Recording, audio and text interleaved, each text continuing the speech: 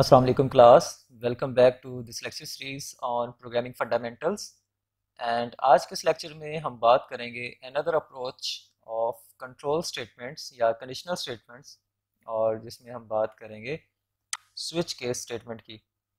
जैसा कि हमने अपने previous lectures में कुछ और control statements की भी बात की, like हमने if else की बात की, if else if statements की बात की थी and then हमने ternary operators की बात की थी जो कि actually use होते हैं to test some condition in program और यू कैन से कि आपके प्रोग्राम में कुछ डिसीजन मेकिंग के लिए यूज़ होते हैं। ठीक है, और इसी तरह स्विच स्टेटमेंट भी यूज़ होती है टू टेस्ट सम कंडीशन और to make some decisions in programming. So start करते हैं जावा स्विच स्टेटमेंट।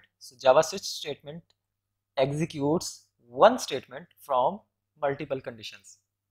जैसा कि हमने इफ एल्स में बात की थी कि आपके पास मल्टीपल कंडीशंस होती हैं और उनमें से सिर्फ एक ही कंडीशन ट्रू होती है और जो कंडीशन ट्रू होती है उसके रिस्पेक्टिव जो ब्लॉक ऑफ कोड है वो एग्जीक्यूट होता है।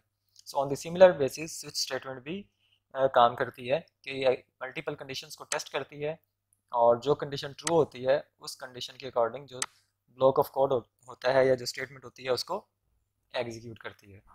So it is like if else if ladder statement. So ये इफ़ एल्स इफ़ की तरह ही काम करती है। सो अगर हम सिंटैक्स की बात करें it is similar to if else if ladder statement. और अगर हमने जैसा कि हमने इफ़ एल्स केस में बात की थी, इफ़ के साथ हम कंडीशन देते हैं कोई, अगर वो कंडीशन ट्रू है तो दिस पर्टिकुलर कोड एग्जीक्यूट होगा। अगर हमारे पास मल्टीपल कंडीशन है तो हम एल्स इफ में एक और कंडीशन देते हैं, अगर ये कंडीशन ट्रू है तो this block of code execute होगा and if this statement is या if this condition is wrong then next condition check होगी और अगर ये कंडीशन ट्रू है तो ये ब्लॉक ऑफ कोड एग्जीक्यूट होगा, अगर ये कंडीशन भी फॉल्स है तो ये नेक्स्ट स्टेटमेंट पे चला जाएगा एंड सो ऑन। अगर कोई भी कंडीशन ट्रू नहीं होती देन एल्स पार्ट एग्जीक्यूट होता है। And on the similar basis switch case के सिंटैक्स की बात करें तो जो स्विच स्टेटमेंट है इसको स्विच केस भी बोलते हैं। तो इसमें हम स्विच के साथ पेरेंथेसिस में वेरिएबल दे देते हैं जिस वेरिएबल की वैल्यू को हम टेस्ट कर रहे होते हैं। ठीक है, सो वेरिएबल सपोज एक्स है तो स्विच केस में हम क्या स्विच की पैरेंथेसिस में एक्स वो वेरिएबल पास कर देते हैं और इसके ब्लॉक में हम इसके केस के साथ उस वेरिएबल की जो हम वैल्यूज टेस्ट करना चाह रहे हैं, सपोज हम एक्स की वैल्यूज टेस्ट करना चाह रहे हैं फॉर 1 2 3 एंड सो ऑन। सो हम चाहते हैं कि अगर एक्स की वैल्यू 1 हो तो दिस पर्टिकुलर कोड एग्जीक्यूट हो। ठीक है, अगर एक्स की वैल्यू 1 नहीं होगी तो this block of code execute नहीं होगा और नेक्स्ट कंडीशन पे या नेक्स्ट केस पे चला जाएगा और फिर अगेन एक्स की वैल्यू टेस्ट की जाएगी। अगर एक्स की वैल्यू 2 होगी तो दिस पर्टिकुलर केस एग्जीक्यूट होगा, सिलेक्ट होगा और ये ब्लॉक एग्जीक्यूट होगा एंड इसी तरह सो ऑन। और अगर कोई भी केस मैच नहीं करता एक्स की वैल्यू के साथ देन ये डिफ़ॉल्ट के ऊपर जाता है और डिफ़ॉल्ट का केस जो होता है, डिफ़ॉल्ट का जो ब्लॉक ऑफ कोड या जो स्टेटमेंट होती है वो एग्जीक्यूट होती है और फिर एट द एंड हम स्विच केस के ब्लॉक को क्लोज कर देते हैं। ठीक है, और इसी तरह केसेस की जो होती वैल्यूज होती हैं like case 1 case 2 and so on. So जब हम इसके अंदर सपोज 5 नंबर ऑफ इंस्ट्रक्शंस हैं जो हम केस 1 में एग्जीक्यूट करना चाह रहे हैं। सो जब वो 5 इंस्ट्रक्शंस एग्जीक्यूट हो जाए तो एट द एंड हमें क्या करना होता है, ब्रेक स्टेटमेंट देनी होती है कि ये फर्दर आगे ना जाए। ठीक है, अगर स्विच केस का ये केस 1 ट्रू साबित होता है या ये वैलिड होता है तो ये कोड एग्जीक्यूट होगा। अगर हम ब्रेक नहीं करेंगे तो ये केस 2 की भी जो इंस्ट्रक्शन है ये भी एग्जीक्यूट कर देगा। सो ब्रेक स्टेटमेंट यूज होती है एक्चुअली उस केस से बाहर आने के लिए। ठीक है, जो केस एक्स की या वेरिएबल की वैल्यू से मैच हुआ है उस केस में तो चले जाते हैं। ठीक है, जब जैसे केस मैच हो जाता है, सपोज केस 1 मैच हो गया, ठीक है, अब इसके अंदर आ जाएगा, इसकी बॉडी के अंदर केस मैच नहीं होगा तो वो ऑटोमेटिकली नेक्स्ट केस पे चला जाएगा और बीच वाली स्टेटमेंट्स को स्किप कर देगा। लेकिन अगर केस मैच हो गया है तो वो केस लाइक ये केस मैच मैच हो गया 1 तो इसके अंदर सारी इंस्ट्रक्शन को एग्जीक्यूट करेगा और अगर हम ब्रेक नहीं करेंगे तो ये नेक्स्ट केस के अंदर भी चला जाएगा एंड सो ऑन। सो इसलिए केस से बाहर निकलने के लिए हम क्या करते हैं, ब्रेक स्टेटमेंट यूज़ करते हैं कि अगर ये कोई स्टेटमेंट या कोई केस सेलेक्ट हो गया, कोई वैल्यू मैच हो गई है वेरिएबल की वैल्यू के साथ तो उसकी इंस्ट्रक्शंस एग्जीक्यूट करने के बाद वो उस केस से बाहर निकला है, मीन्स के ब्रेक कर जाए। ठीक है, सो इसकी प्रैक्टिकल एग्जांपल्स भी देखेंगे अभी हम। So there can be one और n number of case values for a switch expression. एक भी हो सकती है, दो भी हो सकती हैं, and n number of cases हो सकते हैं किसी वेरिएबल की वैल्यूज जो कि हम स्विच को पास करते हैं।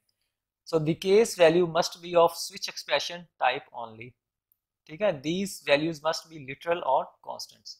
अब इसमें एक लिमिटेशन ये है कि जो वेरिएबल की वैल्यू है, जो एक्सप्रेशन है, वो कॉन्स्टेंट्स या लिटरल हो सकते हैं जो कि हम पास करते हैं स्विच को।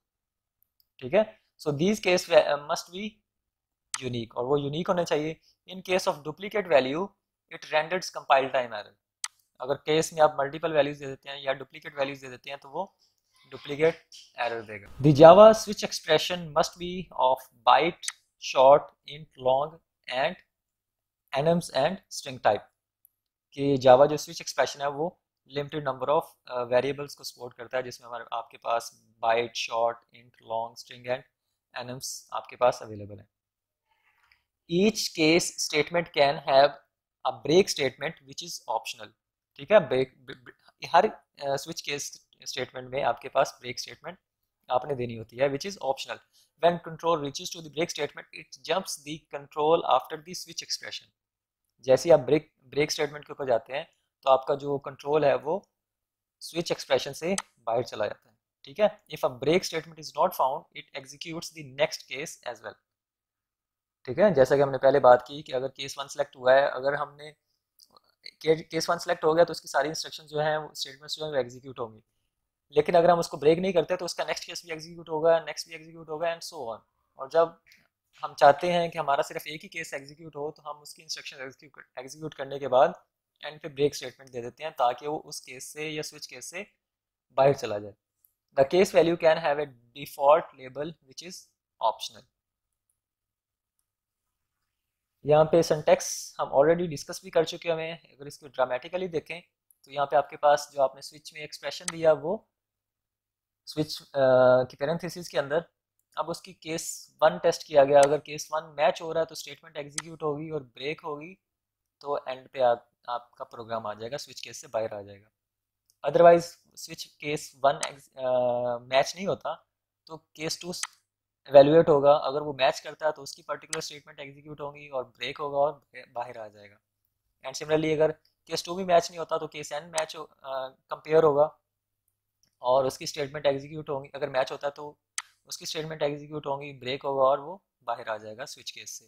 अगर कोई भी केस मैच नहीं हो रहा तो डिफ़ॉल्ट केस मैच होगा, डिफ़ॉल्ट बाय डिफ़ॉल्ट चल जाएगा और उसकी स्टेटमेंट्स जो होंगी उसके अंदर वो एग्जीक्यूट होंगी और ब्रेक करेगा और वो बाहर आ जाएगा। अब सपोज ब्रेक स्टेटमेंट की बात करते हैं। अगर suppose switch case one select नहीं हुआ, मैच नहीं हुआ तो यहाँ पे आ गया, और सपोज करते हैं कि केस टू मैच हो गया। अब केस टू मैच हुआ तो यहाँ पे जाएगा कंट्रोल। ठीक है, यहाँ पे जाएगा, लेकिन ये स्टेटमेंट एग्जीक्यूट होगी। लेकिन अगर ब्रेक हमने नहीं किया हुआ तो फिर क्या होगा, आपका कोड इस तरह से एग्जीक्यूट होगा। ठीक है, मीन्स के बाद वाले केसेस के भी जो स्टेटमेंट्स हैं वो भी एग्जीक्यूट होगी। ठीक है, सो ये आपने बात माइंड में रखनी है। The variable used in switch case can be integer, character, byte, string and enums.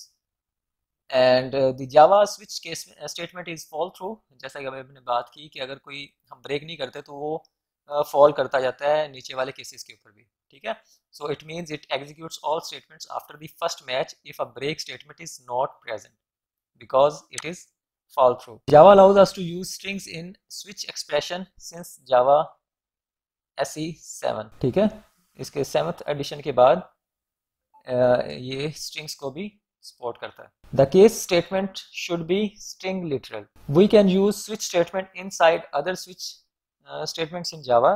Means कि हम स्विच स्टेटमेंट के अंदर भी स्विच स्टेटमेंट को यूज कर सकते हैं, जिसको हम कहते हैं nested switch statement. So let's shift towards IntelliJ to implement these concepts in Java programming language. So here we are in IntelliJ और इसमें हम देखते हैं कि स्विच केस को किस तरह से यूज़ किया जाता है। तो सपोज हम एक प्रोग्राम राइट करते हैं which takes a number as input from user and returns the month of that number in year।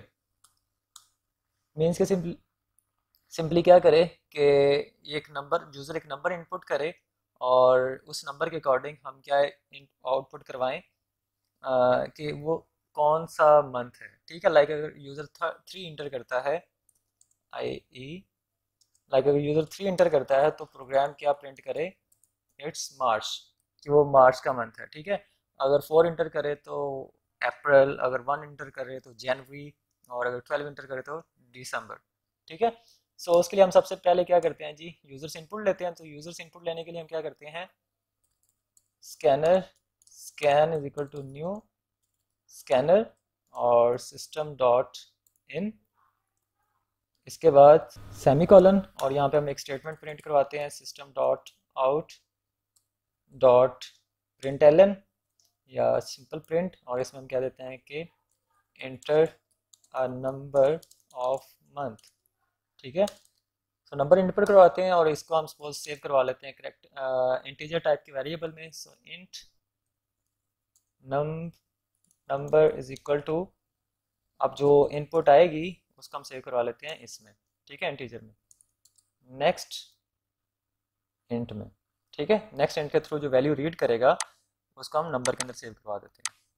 ठीक है, ओके जी। अब इसके बाद हमने ये काम करना किसके थ्रू है, सपोज हम कहते हैं जी यूजिंग स्विच केस स्टेटमेंट।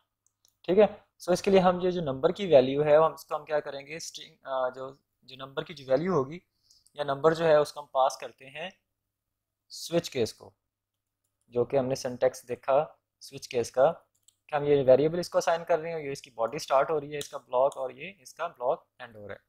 अब इसके अंदर हम क्या करते हैं, इसको डिफरेंट केसेस बनाते हैं। लाइक अगर केस 1 है तो क्या होना चाहिए, ठीक है, केस 1 है तो क्या होना चाहिए, सपोज हम कह देते हैं जी यहाँ पे system system system dot out dot println, और इसमें हम प्रिंट करवा देते हैं जी मंथ लाइक जनवरी, और इसके बाद हम कर देते हैं इसे ब्रेक। ठीक है, यहाँ पे प्रॉब्लम आ रही है, I think it's system, okay break, and then इसी को हम कॉपी करते हैं एंड पेस्ट करते हैं 12 टाइम्स, क्योंकि हमारे पास 12 मंथ्स होते हैं।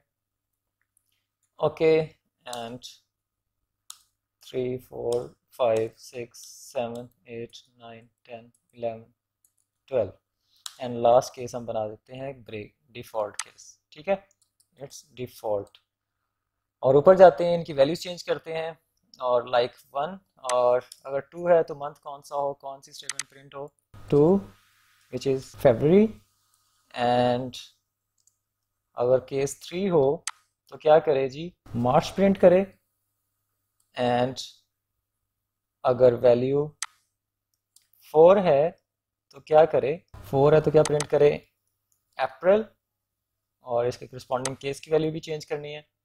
और अगर केस 5 है तो क्या प्रिंट होना चाहिए, मई, तो वो हम उसके करस्पॉन्डिंग प्रिंट करवा रहे हैं मई। और अगर केस 5 है, sorry it's 5 and this is 6, and अगर 6 है तो क्या प्रिंट करे, जून, एंड अगर केस 7 है तो क्या प्रिंट करे, जुलाई, और अगर केस 8 आपके पास है तो यहाँ पे प्रिंट करे वो उसके करस्पॉन्डिंग जो मंथ है which is August, and similarly अगर केस आपके पास